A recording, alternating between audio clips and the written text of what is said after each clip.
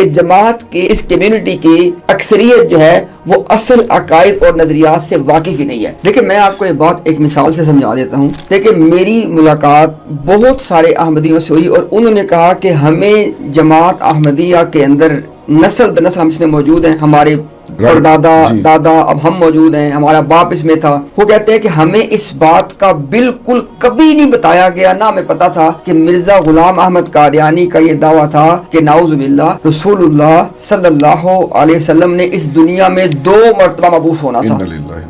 ایک مرتبہ محمد ابن عبداللہ صلی اللہ علیہ وسلم اور نعوذ باللہ ایک مرتبہ بطور مرزا غلام قادیانی. یہ کہاں لکھا ہوا ہے؟ روحانی خزائن کا والیوم نمبر ہے 17.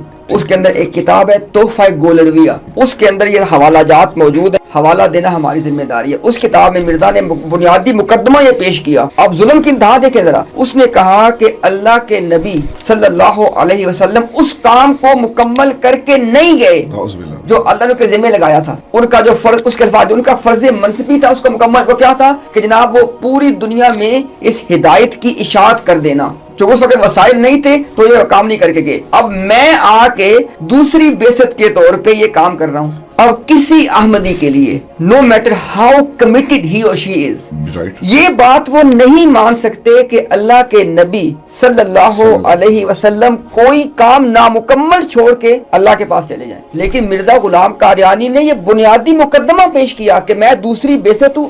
اور گیس وٹ, جماعت احمدیہ نے کہا کہ یہ جماعت احمدیہ کا اصل الاصول ہے. یعنی it is the essence of all principle. وہ کیا ہے؟ نعوذ باللہ مسیح موعود محمد است و عین محمد است. نعوذ باللہ, یہ اس کے اپنے الفاظ ہیں. کہ کہتے جی کہ مسیح موعود یعنی مرزا صاحب وہ محمد ہے, نعوذ باللہ, اور عین محمد ہے. اب ہم نے جب یہ باتیں ان کی عوام کے سامنے رکھی, اب وہ بجائے کہ تحقیق کریں, دے آر ان ڈینائل. چونکہ وہ کہتے ہیں یہ بات وہ کیسے کر سکتے ہیں, وہ تو آپ وسلم کے غلام تھے. اکثریت کو پتہ ہی نہیں کہ تمام کی تمام باتیں کتابوں میں موجود ہیں.